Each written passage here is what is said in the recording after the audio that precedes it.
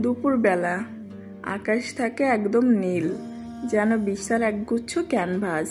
সূর্যের সোনালি আলো চারপাশকে উজ্জ্বল করে তোলে। গাছের পাতাগুলো চকচক করে ওঠে রোদের ছোঁয়ায়। হালকা বাতাস মাঝে মাঝে বয়ে যাচ্ছে। গাছের ডালে পাতাগুলো মৃদু দোলছে সমানতালে। ঘাসের ওপর সূর্যের আলো পড়ে চকচক করে, আর ফুলগুলো যেন আরো বেশি রঙিন হয়ে ওঠে। পাখিরা দুপুরের নীরবতা ভেঙে কখনো সখনো ডাক দেয়। মাঝে মাঝে কোনো চিল উঁচু আকাশে ডালা মেলে উঠতে থাকে। নিজেকে বড্ড অসহায় লাগছে ফারহার। তাসফিনের ব্যবহারগুলো কষ্ট দিচ্ছে তাকে। বক্ষ দেশের পীড়ায় লাজুক অবস্থা মেয়েটার। আখিপুট ভরে ওঠে ক্ষণে ক্ষণে। আজ তাদের রিসেপশনের অনুষ্ঠান হওয়ার কথা ছিল, অথচ তা হচ্ছে না। বিয়ে বাড়ি আকস্মিক শান্ত হয়ে গেছে। সদ্য বিয়ে করা নববধূকে রেখে ক্যাম্পাসে ফিরে যাচ্ছে।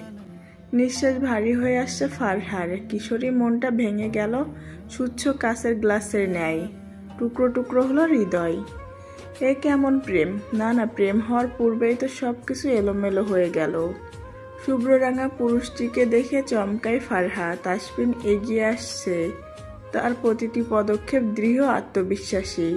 সূর্যের আলোয় তার সাদা নেভি ইউনিফর্ম ঝলমল করছে। সাদা নিখুঁত ইস্ত্রি করা শার্ট, কাঁধে 3টি স্টার, লেফটেন্যান্ট কমান্ডারের পরিচায়ক। বাঁ পাশে নেভির ইনব্লেম, বুকের উপরে চকচক নাম ফলক তাসফিন শেখ। গাঢ় নীল ট্রাউজার তার সুঠাম কাঠামোর সঙ্গে মিশে গেছে। কোমরে সোনালি বালক সহ কালো বেল্ট, শক্তপুক্তভাবে বাঁধা। তার মাথায় সাদা পিক ক্যাপ, সামনে উজ্জ্বল গোল্ডের আঙ্কর ইমব্লেম সূর্যের আলোয় যেন আরো দীপ্তমান হয়ে উঠেছে। হাতে কালো গ্লাভস নেই, তবে আঙ্গুলগুলো আলগোছে মুষ্টিবদ্ধ। কালো পালিশ করা চামড়ার জুতা তার প্রতিটি পা ফেলায় একটা নিয়ন্ত্রিত গাম্ভীর্য এনে দিয়েছে। সে সামনে আসছে, ঠোঁটে এক চিলতে আত্মবিশ্বাসী হাসি, চোখে সমুদ্রের গভীরতার ন্যায় প্রশস্ত হাসি। যেন এই মানুষটি ঝড়ের মাঝেও নূরজানের মতো স্থির। স্থির নেত্রপলক ঝাপটায় ফারহা। একবার দুইবার অতঃপর বার কয়েক নির্লিপ্ত ভঙ্গিতে তাকিয়ে রয়। এই পুরুষকে এই পোশাকে সে আগে দেখেনি, তবে এখানে আসার পর তার অনেকগুলো ছবি দেখেছে সে। সুন্দর সুশীল পুরুষ তার। সুদর্শন বললেও ভুল হবে, তার থেকেও হয়তো সুন্দর। কি সুন্দর আপনি! মুখ ফসকে বলে দিল ফারহা। মুচকি হাসল তাসফিন। এগিয়ে এসে হাতের আজলায় তুলে নিল ফারহার আদলখানি। উষ্ণ ছোঁয়া এঁকে দিল ললাটে। আবেশে আখি বুঝে ফারহা। ক্ষণিক আগেও যে রমণী রেগেছিল গলে গেল বরফের ন্যায়। সুখ, খুব শীঘ্রই ফিরবো, ঠিক আছে? রাখতে নেই। বিশেষ করে তোমাকে একদম রাগা চলবে না। আমার বউ, তুমি রাগ করা বারণ আছে। আমি রাগ করব, তুমি রাগ ভাঙাবে, আর আমি ভালোবাসবো, এটুকুই এনাফ। সহজ ভাষায় নিজ কঠিন আবদারগুলো চাপিয়ে দিল তাসফিন। ফারা প্রতি উত্তরে কিছু বলতে পারল না। থামতে হলো তাকে। ফ্যালফ্যাল করে চেয়ে রইল পুরোটা সময়। আপনি আমাকে ছেড়ে আবার চলে যাচ্ছেন লেফটেন্যান্ট সাহেব? বুকের ভেতর মোচড় দিয়ে উঠল তাসফিনের। ষষ্ঠ ইন্দ্রিয় জানান দিচ্ছিল এমন কিছু জিজ্ঞাসা করবে ফারহা, অতঃপর তাই হলো। সুখ? ডাকবেন না ওই নামে। আপনি একদম ভালো মানুষ নন। আমি মোটেও আপনার সুখ নই। যদি সুখ হতাম তাহলে বারবার আমাকে ফেলে চলে যেতেন না আপনি। অভিমানী কণ্ঠস্বর, চোখ দুটো অন্য দিনের তুলনায় একটু বেশি লালচে দেখাচ্ছে। ফোঁস করে নিঃশ্বাস চালো তাসফিন। এটা আমার ডিউটি ফারা, তুমি ভুলে গেলে তো চলবে না। তোমার হাজব্যান্ড একজন নেভি লেফটেন্যান্ট কমান্ডার। তার কাজ এটাই, মাসের পর মাস বাইরে থাকা। তবে তোমার জন্য। থামুন, আপনি বলবেন না কিছু? অশ্রুসিদ্ধ নয়নে তাকায় ফারহা। মনটা বিক্ষিপ্ত হয়ে আছে তার। আপনি বারবার কেন এমন করেন লেফটেন্যান্ট সাহেব? আপনার উচিত ছিল আমার সাথে কিছুদিন থাকা, তাই না? তাসফিন চমৎকার হাসলো। এগিয়ে এলো, ঘুষিয়ে দিল মধ্যবর্তী দূরত্ব। আলগোছে জড়িয়ে ধরে তাকে। হাসপাস করছে ফারহা। আমি খুব শীঘ্রই ফিরবো তো সুখ। তোমার মাঝে আমার সমস্ত সুখ রেখে গেলাম। ফিরে এসে শোধ সমেত বুঝে নেব। উত্তপ্ত দুপুর মানে এক রোদ ঝলমলে উত্তপ্ত পরিবেশ, যেখানে চারপাশ যেন আগুনের হালকায় জ্বলছে। সূর্যের প্রখর তাপে বাতাসও গনগন হয়ে ওঠে, যেন উষ্ণ লোহার পাতার মতো ছুঁতে গেলে উড়িয়ে দিবে। রাস্তাগুলো ফাঁকা হয়ে যায়, গাছের পাতাগুলো ক্লান্ত হয়ে নুয়ে পড়ে, আর দূর থেকে ভেসে আসে কাঠফাটা রোদের মাঝে পথচারীদের ক্লান্ত হাঁটার শব্দ। পিচ ঢালা রাস্তায় উত্তাপে দুলতে থাকে, যেন সৃষ্টি হচ্ছে মরীচিকা। গরমে হাঁসফাঁস করতে থাকা মানুষজন ছায়ার খোঁজে ছোট কেউ গাছের নিচে আশ্রয় নেয়, কেউ বা ঠান্ডা পানির দোকানে গিয়ে দাঁড়ায়। ঘরের মধ্যে বসে থাকা মানুষদেরও ফ্যানের আরাম খুঁজে, তবুও গরমের কামড় যেন পিছু ছাড়ে না। শুকনো বাতাসের মাঝে মধ্যে ধুলো উড়ে আসে, গরমে ক্লান্ত পশু পাখিরা নীরব হয়ে যায়, আর পুকুরের পানি পর্যন্ত হয়ে ওঠে উষ্ণ। চারিদিকে এরকম অস্থিরতা নেমে আসে, যেন প্রকৃতি নিজেই ক্লান্ত হয়ে ঘুমিয়ে পড়েছে এই তপ্ত দুপুরে। কাঁধে ব্যাগ চাপিয়ে প্রাইভেট পড়তে যাচ্ছে স্নেহা, মনটা আনসান আনসান করছে তার। ফারহা নেই, কবে আসবে তাও জানা নেই। ফারহাকে ছাড়া অস্থির লাগছে তার। প্রাইভেট পথে গিয়েও আবার উল্টো পথে হাঁটতে লাগলো স্নেহা। না, সে যাবে না আজকে প্রাইভেটে, মন ভালো নেই, কিছু ভালো লাগছে না। এই স্নেহা, কোথায় যাও? চিরচেনা কণ্ঠস্বর সায়র ডাকছে তাকে। না, ভুরু কিঞ্চিত করে তাকালো স্নেহা।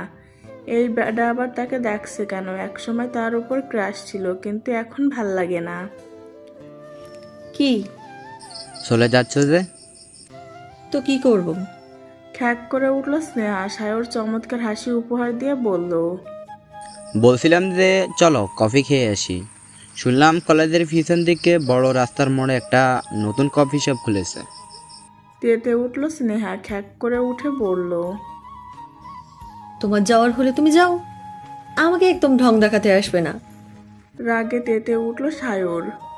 এই স্নেহা, এভাবে কথা বলছো কেন? হ্যাঁ, বেশি ভাব নিচ্ছে নাকি? মুখ বাঁকালো স্নেহা। হ্যাঁ, নিচ্ছি, কারণ তোমার প্রতি আমার কোনো ইন্টারেস্ট নেই। শোনো সায়র, আমার পিছু ছ্যাঁচড়ামো করা বন্ধ করো। আহাম্মক বনে গেল সায়র। দুদিন আগেও মেয়েটা তাকে ভাইয়া বলতো, এখন ডিরেক্ট নাম ধরে বলছে, আর এখন বলছে নাকি ইন্টারেস্ট নেই। এই শরত সামনে থেকে। পাশ কাটিয়ে যেতে লাগলো স্নেহা। সায়র চেঁচিয়ে উঠল, যা যা, তোর মতো ফালতু মেয়ের প্রতি আমার কোনো ইন্টারেস্ট নেই। 12 কোথাকার। পা থামে স্নেহা, তিরিক্ষি মেজাজে বলে ওঠে, এই সায়রের বাচ্চা, তুই 1 নম্বরে 12 ঘাটের পানি খাওয়া ছেলে এসেছে আমাকে বলতে। তোকে তো ফারা পাতা দিত না, ফালতু একটা। রাগে ফুঁসছে সায়র, মুখ ফুটে কিছু বলতে পারলো না। সত্যি এই ফালতু ফাড়ার পিছনে কতটা সময় ওয়েস্ট করেছে সে।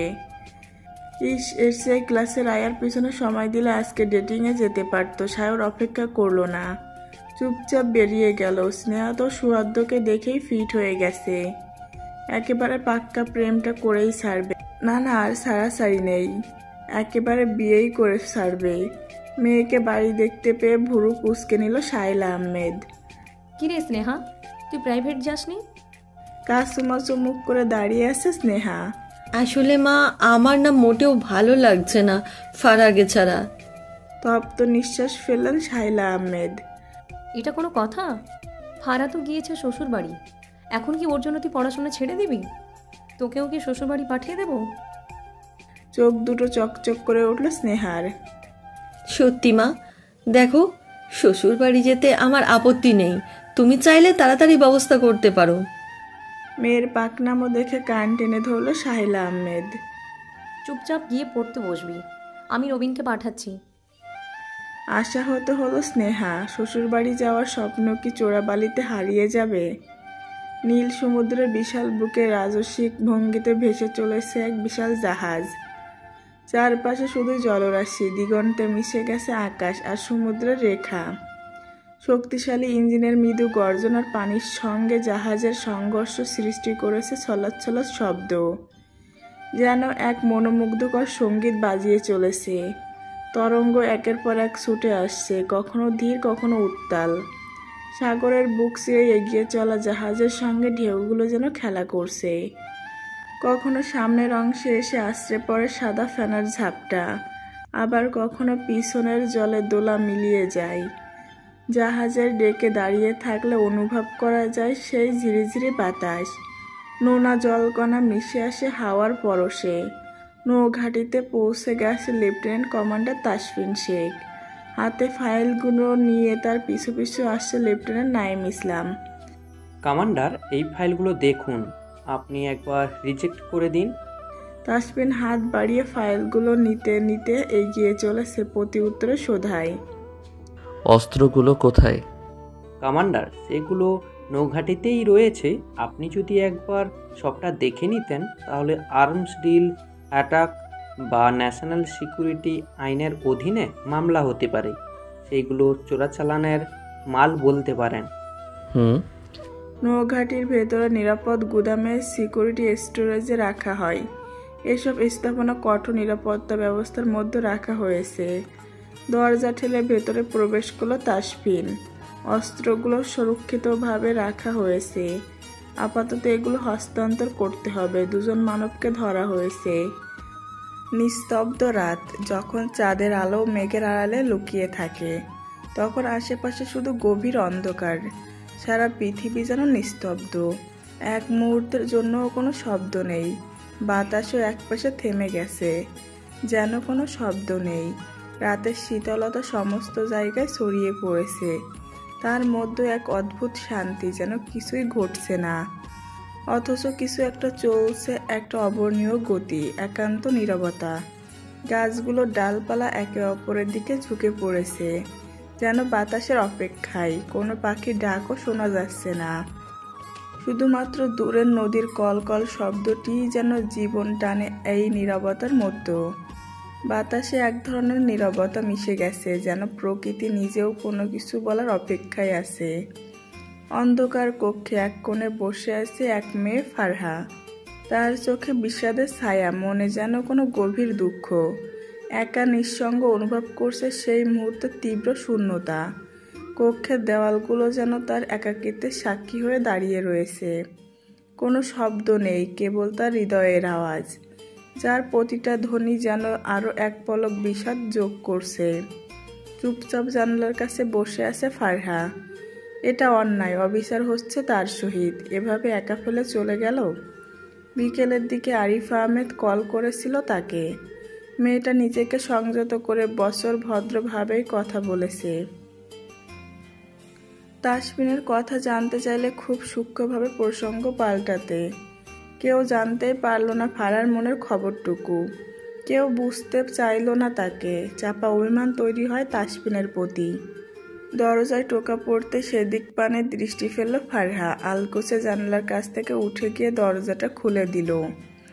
হলুদ রাঙা শাড়ি পরে দাঁড়িয়ে আছে নূপুর। ঠোঁট জুড়ে বিচরণ করছে চমৎকার হাসি।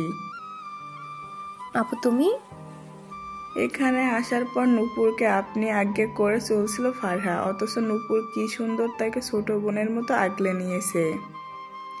চলো নিচে, একা একা রুমে কি করছো? চলো আমার সাথে। ফারহা ফের রুমে এসে সফেদ রঙা ওড়নাটা নিয়ে নিল, ভালো করে জড়িয়ে নিচে গেল। সিঁড়ির কাছে আসতেই নজর এলো ঝুমুরকে। হাস্যোজ্জ্বল মুখশ্রী নিয়ে দাঁড়িয়ে আছে। ফারহাকে দেখা মাত্র হাত বাড়িয়ে দিল। এসো ছোট ভাবি। ছোট ভাবি ডাকটা শুনতে ভীষণ মিষ্টি লাগে ফারহার নিকটে। ঝুমুর বড় হওয়ার দরুন ভীষণ আদরেভাবে কথা বলে তার সহিতে। চলে এসো, একটা জিনিস দেখাই। রুবিনা শেখ এবং রেজওয়ান শেখ ঘুমে বিভোর রয়েছে। ফারহা বুঝতে পারছে না তাহলে ওরা এখন তাকে কোথায় নিয়ে যাচ্ছে। আচ্ছা, আমরা এখন কোথায় যাচ্ছি? হেসে ফেলল নূপুর। চলো আগে, তারপর দেখতে পাবে।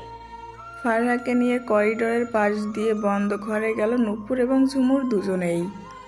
বন্ধ দরজা, এটা মূলত তাসফিন, নূপুর, ঝুমুর একান্ত ব্যক্তিগত ঘরটা। তালাবদ্ধ ঘরটা খুলে দিল নূপুর। ভেতরে প্রবেশ করলো তিনজন। অন্ধকারে নিমজ্জিত কক্ষটি।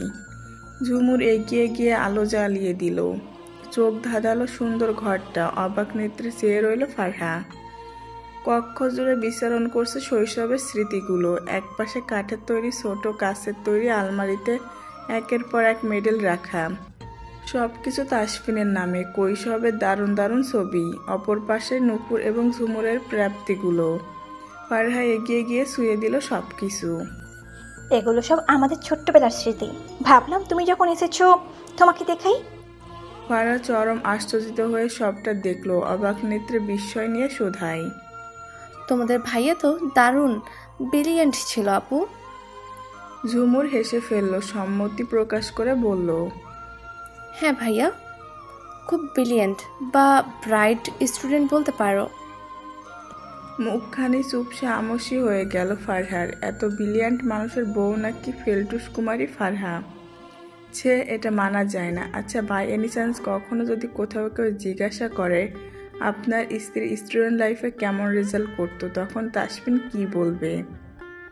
দ্যাট, এরকম হয় নাকি? মানুষের কি খেয়ে দেয়ে কাজ নেই, এসে জিজ্ঞাসা করবে এরকম আজাইরা কথা?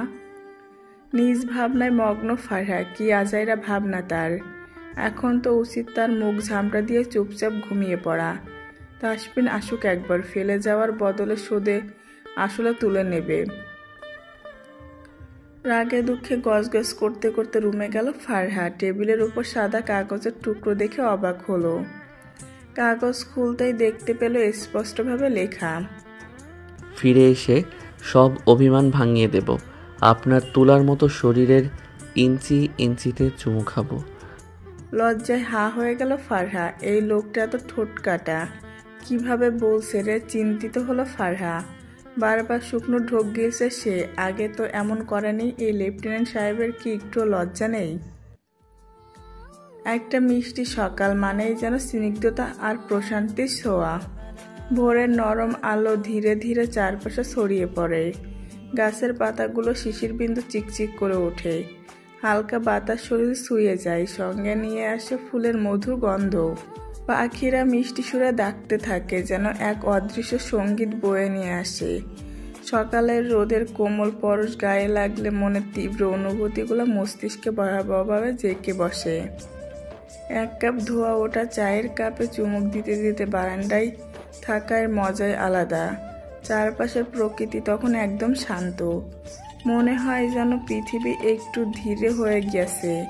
শুধু অনুভব করার জন্য কোথাও দূরে মসজিদের আওয়াজের ধ্বনি শোনা যায়, যা সকালকে আরো পবিত্র করে তোলে। বারান্দায় বসে বসে গল্প করে ফারহা এবং রুবিনা শেখ আচারগুলো আগে ভাগেই বয়ামে ভরে রেখেছেন। ফারহা চুপচাপ কফি হাতে বসে আছে। এখানে আসার পর কেউ তাকে কাজ করতে দিচ্ছে না, বিশেষ করে রুবিনা শেখ তো একদমই না। নিজের মেয়ের মতো রাজকুমারী করে রেখেছেন রীতিমতো। ও আম্মু, বলছিলাম যে দুপুরে রান্না কি করবেন? আমি রান্না করি। ডানভুরু কুঁচকে নিলেন রুবিনা শেখ, মুখ ফিরিয়ে চাইলেন ফারহার পানে। রান্না করবি তুই? আমি তোকে রান্না করাতে নিয়ে এসেছি। মুখটা ঝামটা দিয়ে বলল রুবিনা শেখ। হতাশ হলো ফারহা। বারান্দায় এলো রাইমা শেখ। এত ভাবতে হবে না, তোমাকে ফারহা রান্না করে দিয়েছি আমি। আর বুয়া তো চলেই এসেছে, সবটা গুছিয়ে নিয়েছে। কথাগুলো বলতে বলতে পাশে চেয়ার টেনে বসলেন তিনি। ফের হতাশ হলো ফারহা। কাঁদো কাঁদো ভাবটা স্পষ্ট ফুটে উঠেছে। বাইরে গাড়ি পার্ক করে ভেতরে আসলেন রেজওয়ান শেখ। নজরে এলো ফারহার ফ্যাকাশে মুখখানি। কি ব্যাপার ফারহা মা, এভাবে মুখ ভার করে বসে আছো কেন? ফারহার ইচ্ছে করলো হাত পা সরিয়ে কাঁদতে। আম্মু, আমাকে বসিয়ে রেখেছেন, আমি কি করব? আমাকে কিছু করতেই দিচ্ছে না। ফ্যাকাশে মুখটা দেখে হেসে ফেলল রেজওয়ান শেখ। তাই বলে এরকম মুখ করবে? নাক ফুলে ওঠে ফারহা। রেজওয়ান শেখ কিঞ্চিত সময় ভেবে বললেন, তুমি বরং সবচেয়ে গুরুত্বপূর্ণ কাজটা করো। চকচক করছে আক্ষিদয়। কি আব্বু? লম্বা একটা ঘুম দাও। হো হো করে হেসে উঠল রাইমা শেখ। ঠিক বলেছেন ভাইজান। ফারহা যাও, গিয়ে ঘুমাও। আশাহত হলো ফারহা। এভাবে বসে থাকতে বুঝি ভালো লাগে? যদি এটা কৃষ্ণপুর হতো তাহলে এতক্ষণ স্নেহাকে নিয়ে ঘুরতে বেরিয়ে পড়তো সে। অথচ এখানে কিছুই চেনে না সে। চিনবেই বা কি করে? ঢাকা তো আসাই হয়নি তার। রাতের শেষ প্রহর, আকাশে এখনো অন্ধকারের চাদর মোড়া। তবে পূর্ব দিগন্তের এক কোণে হালকা নীলসে আভা জানান দিচ্ছে ভোর আসন্ন। সমুদ্রের বাতাস নোয়াঘাটির ধাতব কাঠামোর মধ্য দিয়ে শো শো করে বইছে, যেন নিঃশব্দে রাতের ক্লান্তি মুছে দিচ্ছে। নৌঘাটির ভেতর নৌঘাটির প্রশস্ত ডোয়াকড এখন প্রায় নীরব। রাতের পালার গার্ডরা টহল দিচ্ছে নিয়ম মেনে। তাদের বুটের চাপা শব্দ প্রতিধ্বনিত হচ্ছে কর্ণকিউয়ের মেঝেতে। দূরে অঙ্কন করা যুদ্ধ জাহাজের উপর লালসে নেভিগেশন লাইটগুলো টিম করে জ্বলছে, যেন অন্ধকারের বুক চিরে দিক নির্দেশন করছে। মাঝে মাঝে শোনা যাচ্ছে কোনো ইঞ্জিনের ক্ষীণ গর্জন। সমুদ্রের ওপারে কোনো জাহাজ হয়তো তার গন্তব্যের দিকে এগোচ্ছে। লেফটেন্যান্ট কমান্ডার তাসফিন শেখ অবশেষে ফিরে এসেছে। তার ইউনিফর্ম এখনও লবণের গন্ধ মাখা, ক্লান্ত দেহ কিন্তু চোখ জোড়া সতর্ক। নোয়াঘাটির গেট দিয়ে প্রবেশ করার সময় তার চোখ আটকে যায় কন্ট্রোল টাওয়ারের ঝাপসা আলোয়। এত রাতেও কিছু অফিসার ডিউটিতে রয়েছে। কেউ রিপোর্ট তৈরি করছে, কেউ ম্যাশিং চেক করছে। সে ধীর পায়ে নিজের কেবিনের দিকে এগিয়ে যায়। পাশ কাটিয়ে যায় কয়েকজন জুনিয়র অফিসারকে, যারা কেবলই নাইট ডিউটি শেষ করে বিশ্রামে যাচ্ছে। নোয়াঘাটির ঘড়িতে সময় দেখায় 4:10। এখনো কিছুক্ষণ বাকি ভোর হতে, কিন্তু তাসফিন জানে এই স্বল্প সময়ে নীরবতাই তাকে আবার নতুন দিনের জন্য প্রস্তুত করবে। ইউনিফর্ম খুলে গোসলের উদ্দেশ্যে ভেতরে যায় তাসফিন। আপাতত তাকে গোসল নিতেই হবে। শরীর প্রচণ্ড রকম ঘেমে গেছে, রীতিমতো ঘামের গন্ধ বের হচ্ছে। গোসল শেষে বেরিয়ে এলো, বেডে এসে টান হয়ে শোয়। অনেকগুলো রহস্য জট খুলতে হবে তাকে। লোকগুলো কিভাবে জানলো সেদিন ওদিকে কোনো টহলদারি জাহাজ থাকবে না?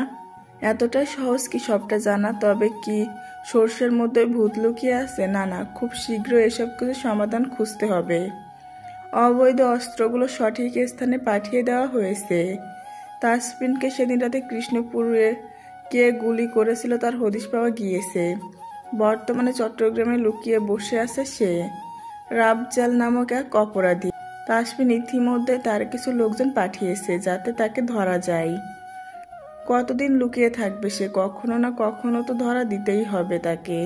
তাসফিনের হাত থেকে বাঁচতে পারবে না কখনোই। টিকটিক শব্দ করে ঘড়ির কাঁটা ঘুরছে।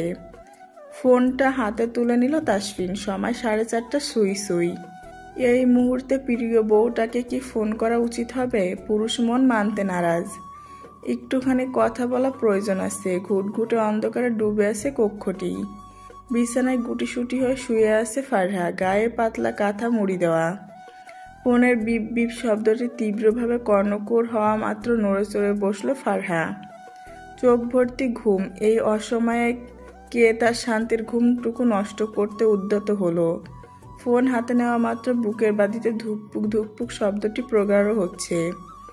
স্ক্রিনের ওপর স্পষ্টভাবে লেখা আছে তাসফিন শেখ। ফোনটা কি রিসিভ করা উচিত হবে? করা উচিত নয়। লোকটা মোটেও সুবিধার নয়। তার কথা কি ভাবে? এই মাঝরাতে ফোন করেছে কেন?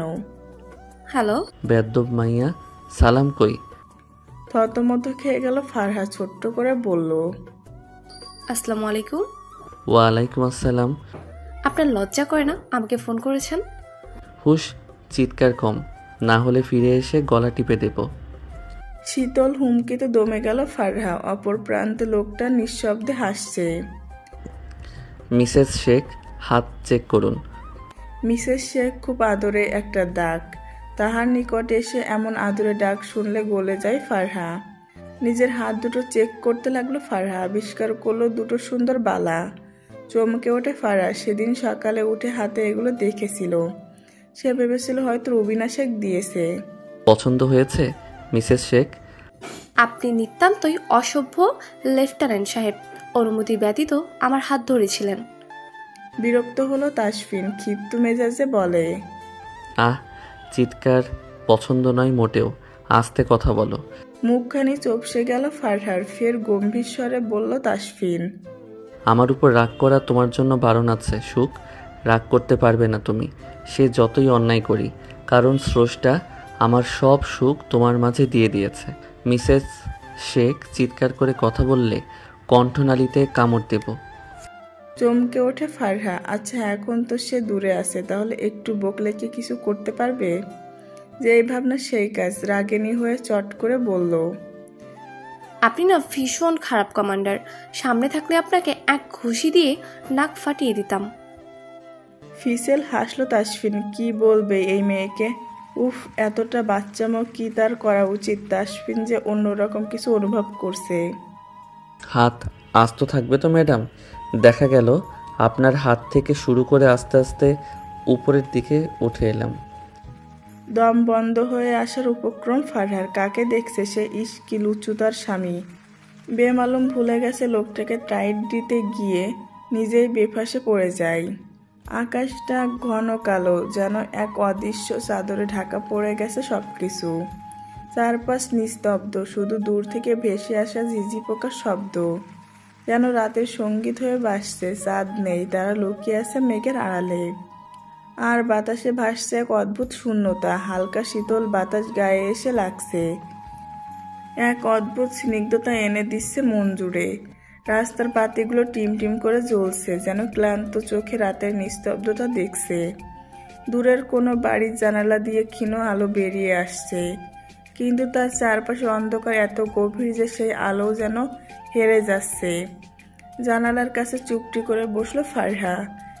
নিঃশ্বাসের শব্দ শুনতে পাচ্ছে অপর প্রান্তের ব্যক্তিটি। অনেকক্ষণ ধরে চলছে নীরবতা। নীরবতা ভেঙে ফিসফিসিয়ে কেউ বলল, মিসেস শেখ। উত্তর কি করবে ফারহা? করা কি উচিত? আপনার হাত স্পর্শ করুন আবার। চমকাই ফারহা। আর তো কিছু নেই, শুধু বালা দুটো ব্যতীত। হাতে কিছু নেই তো? বিস্ময় নিয়ে শোধায় ফারহা। দুষ্টু হাসলো তাসফিন। নেশাতুর কণ্ঠে বলল, ভেজা ভেজা আর ভেজা ভেজা ভাব অনুভব করো সুখ। তোমার হাতে গভীর চুমু খাচ্ছি, তোমার উপর শুয়ে আছি। এত ছটফট করছো কেন? উফ, আমার আদর করতে বাধা দিচ্ছ। তীব্রভাবে সর্বাঙ্গ ঝাঁকুনি দিয়ে উঠল ফারহার। কি ভাবনা! লোকটা এতদূর ভাবছে, এতটুকু দুষ্টু ভাবনা। চট করে হাত সরিয়ে ফেলল ফারহা। এবার কণ্ঠনালীতে হাত স্পর্শ করুন। বিদ্যুৎ স্পন্দিতর মতো চোখ দুটোতে বিস্ফোরণ ঘটে ফারহার। আপনি কি সব বলছেন? কণ্ঠনালী প্রচণ্ডভাবে কাঁপছে। একেবারে হাসলো তাসফিন। যা বলছি করো।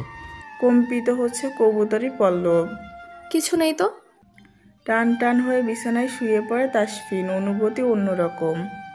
দৃষ্টি বুলিয়ে দেখো লালচে রঙা আমার দেওয়া দুষ্ট কিছু। খুব করে একটা বাজে কামড় দিয়েছি রাতেই। তুমি তো বারবার বলছিলে আমাকে আপনার বুকের ভেতর নিয়ে নিন লেফটেন্যান্ট সাহেব।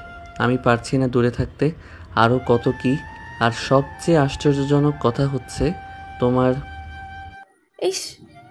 থামিয়ে দিল ফারহা তাসফিনকে। কণ্ঠনালীর ঠিক নিচে ছোট্ট টকটকে লাল চিহ্ন দেখে চোখ ছানা বড়া হয়ে গেল ফারহার। এটা কখন হলো? সে তো ব্যথা পায়নি। এটা কিসের দাগ? মিসেস আসলে বলবো কিসের দাগ, ঠিক আছে? নাকি এক্ষুনি শুনবে? আচ্ছা, অপেক্ষা করানোর দরকার নেই, এক্ষুনি বলছি।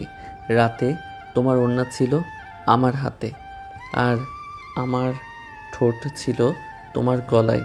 এরপর পাগল পাগল উন্মাদতা, সেই চাহনি, অনুভূতি, আর ঠিক তারপরেই তোমার। চট করে ফোনটি কেটে গেল। বিস্ময়কর সবটা ফ্যালফ্যাল করে তাকিয়ে আছে ফারহা। এটা কিসের দাগ? কিয়ৎক্ষণ কি একটা ভেবে চরম পর্যায়ে অবাক হলো। কি বলছে এই লোকটা? অবাকের পর অবাক হচ্ছে। কি ঠোঁট কাটা রে বাবা! এর আগে তো এমন ছিল না। রৌদ্র মিলান দুপুরে পথ যেন আগুনের আঁচে পুড়তে থাকা একফালি স্বর্ণরেখা। খা খা রোদে পথের ধুলো যেন গনগনে কয়লার মতো উষ্ণ, যার উপর দিয়ে হেঁটে গেলে পায়ের তলায় দহন টের পাওয়া যায়। আশেপাশের গাছপালা যেন নীরব হয়ে গেছে। পাতাগুলো রোদের তাপে ঝিমিয়ে পড়েছে। মাঝে মাঝে শুকনো পাতা খসে পড়ে। ধুলো উড়িয়ে নিয়ে যায় হালকা হাওয়া। পথের পাশে ছায়াহীন ঘাসগুলো রোদের উত্তাপে বিবর্ণ হয়ে গেছে। কোথাও কোথাও পথের ধারে শুকিয়ে ফাটা মাটি দেখা যায়, যেন রোদ তাকে চিরে ফেলেছে। ফাঁকা রাস্তায় আটটা ছায়া খুঁজে ক্লান্ত পথিক আশ্রয় নেয়। গাছের গোড়ায় বসে ঘাম মুছে নেয় হাতের চিলতে কাপড়ে। দূরে কোথাও একটা কাক তৃষ্ণায় কর্কশ স্বরে ডেকে ওঠে। পাশের কোনো শুকনো ডোবা থেকে ব্যাঙের লুকিয়ে থাকা ডাক শোনা যায় ক্ষীণ শব্দে। বাতাস পর্যন্ত যেন ক্লান্ত, অলসভাবে এক চিলতে গরম হাওয়া নিয়ে আসে, যা শরীরে লাগলে অসুস্থ বাড়িয়ে তোলে। ফারহাকে বগল ডাবা করে নিয়ে যাচ্ছে ঝুমুর। তাসফিনের করা হুকুম যাতে ফারহাকে তার কলেজে ভর্তি করানো হয়। ঝুমুর এবছরে অনার্সের 3য় বর্ষের ছাত্রী। ফারহা যদি তার কলেজে ভর্তি হয় তাহলে সুরক্ষিত থাকবে। সৌহার্দ্য কাল সকাল সকাল গিয়ে ফারহার সব কাগজপত্র নিয়ে চলে এসেছে কৃষ্ণপুর থেকে। খচ্চর ব্যাটা তাকে শান্তি দিচ্ছে না, কষ্টে বুকটা ফেটে যাচ্ছে ফারহার। বিয়ে হয়ে এসেছে 3-4 দিন হলো সবে, এর মধ্যে পড়ার ভূতটা ঘাড়ে চাপিয়ে দিতে চাইছে এই লোক। মুখের শোচনীয় অবস্থা দেখে হাসি পাচ্ছে ঝুমুরের, কিন্তু সশব্দে হাসলো না, মৃদুস্বরে হেসে শোধায়, মন খারাপ ছোট ভাবি? একরাশ বিরক্তি নিয়ে বলে ওঠে ফারহা। তোমার ভাইয়ের আমার শান্তি সহ্য হয় না আপু। হাসিতে ফেটে পড়ে ঝুমুর, বিনুনি টেনে দেয় ফারহার। আহা কষ্ট, দেখো ভাইয়া কিন্তু যা করেছে তোমার ভালোর জন্য করেছে। চিকন নাকের ডকা ফুলে ওঠে ফারহার। কচু করছে, এই ভালোটা কিছুদিন পরে করলে কি হতো? জীবনটা প্যারাময় কেন বানিয়ে দিচ্ছে? ঝুমুর বেশ বুঝতে পারছে ফারহার পড়াশোনার প্রতি আগ্রহ খুব একটা নেই, তবে তাসফিনের আদেশ অনুসারে তাকে পড়ানোর দায়িত্ব ঝুমুরের উপরে দিয়েছে। উপ, এরকম করলে তো হবে না, ভাইয়া ফিরলে খবর আছে। কষ্টে বুকটা ফেটে যাচ্ছে ফারহার। এ কোন মুসিবতের ভেতরে পড়লো সে? বউ ফেলে চলে যাওয়ার স্বামী আবার পড়াশোনা নিয়েও পড়েছে। উফ, এগুলো মানা যায় না। কলেজ প্রাঙ্গণে প্রবেশ করতে ঝুমুর নিজ দায়িত্বে তাকে ভর্তি করিয়ে দিল। ফারহা চাইলে আজ থেকেই ক্লাস করতে পারে। এই তো গতকাল নাকি ওদের নবীনবরণ অনুষ্ঠান হবে, চারিদিকটা সাজানো গোছানো হচ্ছে। মনে পড়ে যাচ্ছে স্নেহার কথাটা, মেয়েটা নেই, মন ভারী হচ্ছে তার। স্নেহ যদি একসাথে থাকতো তাহলে। মন আঙিনায় খারাপ লাগাটা ভিড় জমিয়েছে। ছোট্ট ভাবি এখানে দাঁড়িয়ে থাকো, এক্ষুনি আসছি আমি। চমকালো ফারহা, ব্যতিব্যস্ত হয়ে বলল, কোথায় যাচ্ছ আপু? তুমি দাঁড়াও, ফর্ম পূরণ করে অফিস রুমে জমা দিয়ে আসি। ফারহা কথা বাড়ালো না, চুপটি করে বেঞ্চে বসে পড়ল।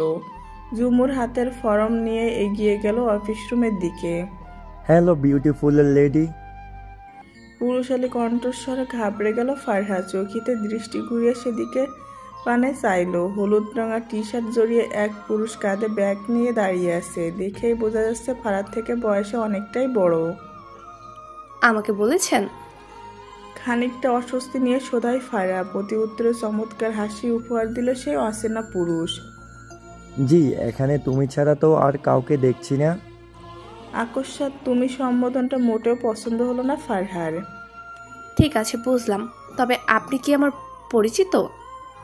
দুদিকে মাথা নাড়িয়ে না বলল সেই পুরুষ। অদ্ভুত হাসলো ফারহা, বিদ্রোহী কণ্ঠে বলল, আমি যতদূর জানি একজন অপরিচিত যে কাউকে, সে মেয়ে হোক বা ছেলে, তাকে কখনোই প্রথম সাক্ষাতেই তুমি বলা যায় না। যেহেতু আপনি আমাকে চিনেন না আর না আমি আপনাকে চিনি, সেই হিসেবে আমাকে তুমি বলাটা মোটেও পছন্দ হলো না। সামনের সুদর্শন পুরুষ অবাক নেত্রে তাকালো, এগিয়ে এলো 2 কদম। আয় হায়, ছোট মেয়ে তো ফায়ারফক্স।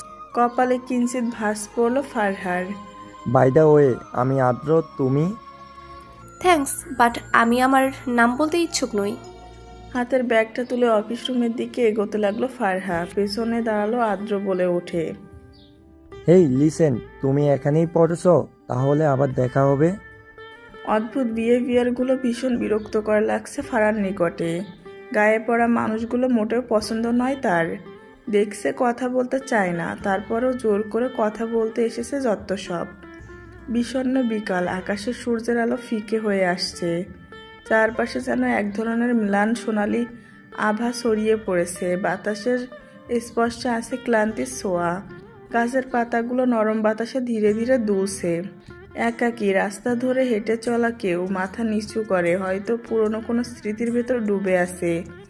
দূরে কোথাও একা একটা পাখি কেবল করুণ সুরে ডাকছে, যেন হারিয়ে যাওয়া দিনের গল্প শুনিয়ে যাচ্ছে। নদীর জলও আজ শান্ত, ঢেউয়ের কোলাহল নেই, শুধু ধীর গতিতে বয়ে চলা। কোথাও হয়তো একটা শুকনো পাতা হঠাৎ করে মাটিতে ঝরে পড়ছে। তার শব্দটুকু যেন এই নিস্তব্ধতার মাঝে আরও গভীর শূন্যতা এনে দিচ্ছে। খাবার শেষে উঠে দাঁড়ালো ফারহা। প্লেটগুলো নিজ দায়িত্বে ধুয়ে দিচ্ছে সে। সকাল থেকে দুবার ফারহা তাসফিনকে কল করেছে, অথচ লোকটা ফোন রিসিভ করেনি। মনটা কেমন লাগে। মনে মনে লোকটাকে আস্থা করে বকছে সে। একবার আসুক, কথাই বলবে না ফারহা। রাত বিরেতে 2 হাত ভর্তি মেহেদি দিয়ে বসে আছে ফারহা। মেয়ে মানুষ, একটু একটু তো স্বাদ আহ্লাদ থাকবেই। কিন্তু কথা হচ্ছে, হুট করে 2 বোন 2 হাত তেমন ভর্তি করে মেহেদি লাগিয়ে দেওয়ার কারণ খুঁজে পেল না ফারহা। আচ্ছা, কাল কি কোনো অনুষ্ঠান আছে? মুখ তুলে তাকায় নূপুর। হ্যাঁ, খুব বড় অনুষ্ঠান আছে। শ্বশুর বাড়িতে থাকা সত্ত্বেও অনুষ্ঠান সম্পর্কে জানতে পারেনি। এমা, আপু আমাকে তো কিছুই বলে না। বোকা নেত্রপল্লব ঝাপটায় ফারহা। হেসে ফেলল ঝুমুর। আরে বলো না, কি উপলক্ষে অনুষ্ঠান হচ্ছে? জামাই আসবে, তোমার জামাই। এটার থেকে বড় অনুষ্ঠানের উপলক্ষ চাই নাকি? ঝুমুরের কথায় মন কাননে অদ্ভুত ঝড় উঠেছে। এই তো সপ্তাহখানেক আগেই গেল লোকটা, তাহলে ফিরছে কেন আবার? স্বামীর প্রত্যাবর্তনের খবর শুনে কিশোরী বধূর হৃদয় যেন এক অদ্ভুত আলোড়ন বয়ে যায়। বুকের গভীরে কোথাও এক ঝড়ের আভাস, অথচ সে ঝড়ে নেই কোনো বিধ্বংসী তাণ্ডব, বরং আছে অস্থিরতার এক মধুর স্পন্দন। প্রথমে অবিশ্বাস, সত্যি কি ফিরছে তিনি? এতদিন পর প্রিয় মানুষটির সান্নিধ্যের স্বপ্ন যেন বাস্তব হতে চলেছে। এই ভাবনাতেই তার শিরায় শিরায় ছড়িয়ে পড়ে শিয়ারণ। 2 হাতে মুখ ঢেকে লজ্জায় লুকায় ফারহা। চোখের তারায় খেলে যায় অজানা এক উচ্ছ্বাস, তারপর অপেক্ষা। প্রতিটি মুহূর্ত যেন দীর্ঘায়িত হয়ে যায়। প্রতিটি নিঃশ্বাসে কেবলই অনুভূত হয় এক অপরিচিত ব্যাকুলতা। ঘরদোর পরিপাটি করতে গিয়ে হাত কাঁপে। আয়নার সামনে দাঁড়িয়ে বারবার দেখে নিজের মুখ। কিশোরী বধূর মনে যখন একসঙ্গে জাগে সংজ্ঞা, আনন্দ ও লজ্জা ও উচ্ছ্বাস, স্বামীর সান্নিধ্য কেমন হবে? এতদিন পরও কি সে তার আগের মতোই? এই ভাবনাগুলোর মাঝেই সে ধীরে ধীরে এগিয়ে যায়, বুকে এক অদ্ভুত আলোড়ন নিয়ে, এক অদ্ভুত টান। লজ্জায় আড়ষ্ট হয় মুখশ্রী। নিজ হাতের মেহেদি দেখে বুকের ভেতর দুরু দুরু অনুভব করে ফারহা। ইস, ফিরলেই তো বলবে, ম্যাডাম আমার জন্য কি গাঢ় লাল রঙে হাত সাজিয়েছেন? ইস, তখন ফারহা কি বলবে? আচ্ছা, এতগুলো দিন কি তাসফিন একটিবারও তাকে মনে করেনি? হয়তো করেনি। শয়তান পুরুষ না, না শুধু শয়তান নয়, ঠোঁট কাটা লোক। না হলে কেমন কেমন কথা বলছিল সেই দিন ফোনে। রুবেনা শেখ বিছানায় বসে আছেন, ছেলে আসবে কাল ওনার। সেই আনন্দে আর ধরে না। চুপিসারে ওনার রুমে গেল ফারহা। ফারহাকে দেখে মনটা ভালো হয়ে গেল ওনার। আয় আম্মু আয়। মিষ্টি হেসে এগিয়ে গেল ফারহা। 2 হাত ভর্তি মেহেদি দেখে হাসেন তিনি। কি সুন্দর দেখাচ্ছে, একদম নতুন বউ। লজ্জায় নিয়ে গেল ফারহা। আলমারি থেকে একটা শাড়ি বের করে তাকে দিল রুবেনা শেখ। এই নে, এটা কাল পরিস কেমন? শাড়িটা উল্টে পাল্টে দেখে ফারহা বেশ পছন্দ হয়েছে তার।